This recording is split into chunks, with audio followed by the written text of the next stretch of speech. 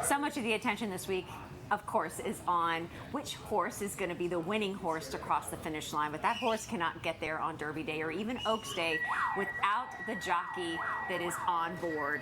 I'm with Darrell Haire with the Jockeys Guild. He represents many of those jockeys, elevates their concerns, and things have changed, right, Darrell? We have, what, horse loose on the track? Yes. That's that sound going on right now, so people know what's happening with that. But kind of explain to our audience what it is that you do to represent the concerns of jockeys. Well, I'm kind It's of almost like a union. It is. Yeah. We're the closest thing Yeah. to a union, the guild. It's because they're independent contractors, it has to be a guild. And we've been around since the 40s. First started with a group of riders getting together to help riders when they got injured. Yeah. They used to take them off the racetrack in a pickup truck. So now we have ambulances, Yes. and we have paramedics, and we're always trying to make things better, safer for the riders. Well, they are our athletes, just like we have the equine athlete. They're elite athletes, and I can only imagine like how things have changed over the years, even since you were a rider at one time. When was your last ride here at Churchill Downs? I want to say 82, 83. Yeah. It's been that long. Yeah. I started riding here in 76, and I had I did really well here. I had one of the best agents, Donnie Richardson. Yeah.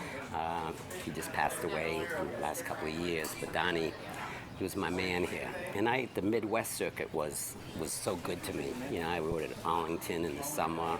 Of course, I rode at Keeneland, Churchill, and Arkansas, Hot Springs. Yeah. So I had a really good. This industry has been so good to me, Claudia. And I was born into it. My father was a jockey. My uncle's trained. My only brother was a jockey.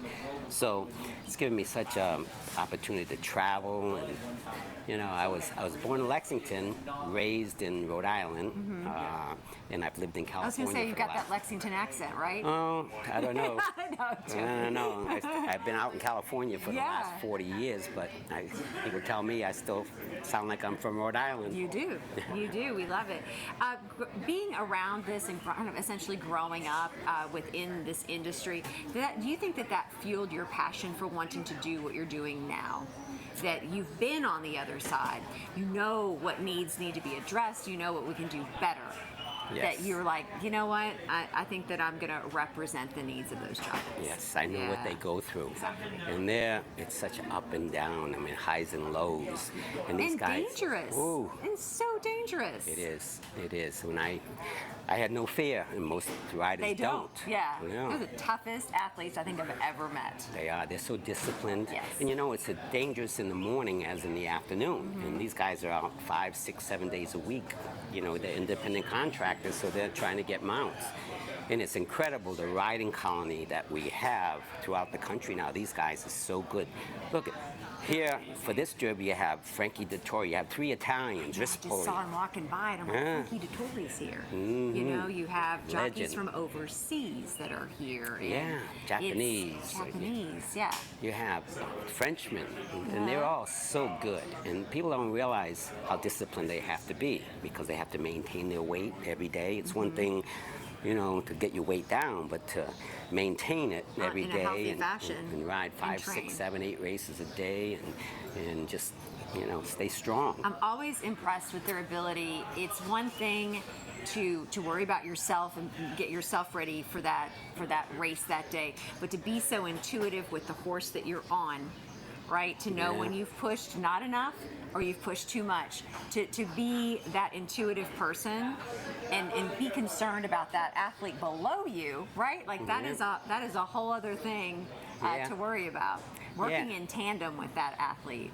Yeah, it's incredible because a lot of these jockeys don't see the horse until they walk into the paddock. Right. And the trainer tells them about them. They get to know Now we each have other. to be best friends. Yes. And you get to know them 5, 6, 7, 8 minutes in the post parade. Right. Get to know them as much as you can. Yeah, it's crazy. It's never a dull moment. And these riders go through so much, and they're so, again, disciplined. Yeah. And it's now we've raised the scale of weights so they can be stronger and healthier. Exactly, and Yeah. represented. And I mean, you must be excited to be here for Derby Week. Oh, I am.